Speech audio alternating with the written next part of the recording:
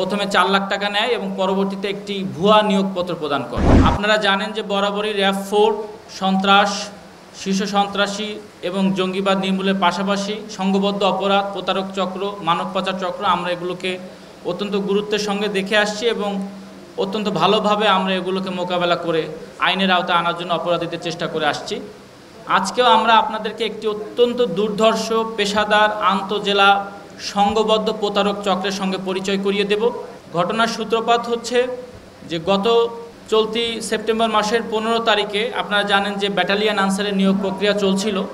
সেই ব্যাটালিয়ন আনসারের নিয়োগ প্রক্রিয়ায় একজন প্রার্থী রাজু, তিনি গাজীপুর শফিপুর আনসার একাডেমিতে যখন ব্যাটালিয়ন আনসারের নিয়োগ পরীক্ষা দিতে যান, সেখানে তার মোবাইলে অজ্ঞাতনামা একটা মোবাইল নাম্বার থেকে ফোন আসে এবং ফোন এসে বলা হয় যে তার কিছু সমস্যা আছে, কিন্তু তাকে ব্যাটালিয়ন আনসারের চাকরি তার হয়ে যাবে এবং তার সঙ্গে যোগাযোগ করতে বলা হয়। পরবর্তীতে রাজু এবং তার ভাই সোহেল ওই অজ্ঞাতনামা ফোনে যোগাযোগ করলে তিনি নিজেকে সেনাবাহিনীর একজন উচ্চপদস্থ অফিসার হিসেবে পরিচয় দেন এবং মেজর সোহেল নামে পরিচয় দেন এবং বলেন যে তার সঙ্গে যোগাযোগ করলে চাকরি হয়ে যাবে। পরবর্তীতে তারা তার সঙ্গে দেখা করলে তারা তাকে তাদের গাড়িতে করে সেনাবাহিনীর ওই মেজর সোহেল, কথিত মেজর সোহেল এবং তার সঙ্গে আরও কয়েকজন সদস্য, তাদেরকে গাড়িতে তুলে এই ভুক্তভোগী রাজু এবং তার ভাই সোহেলকে তারা মিরপুরে নিয়ে আসে এবং সেখানে এনে একটি হোটেলে তারা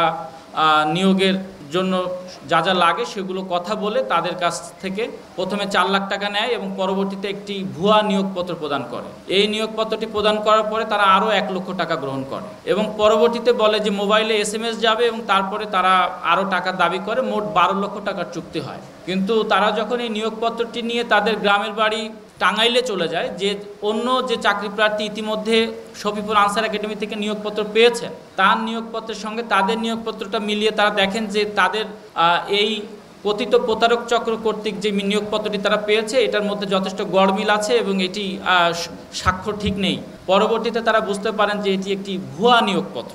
এরই পরিপ্রেক্ষিতে তারা যখন বুঝতে পারেন যে তারা প্রতারিত হয়েছেন, তখন তারা আমাদের র্যাব-4-এ আসেন এবং আমাদেরকে একটি অভিযোগ দেন।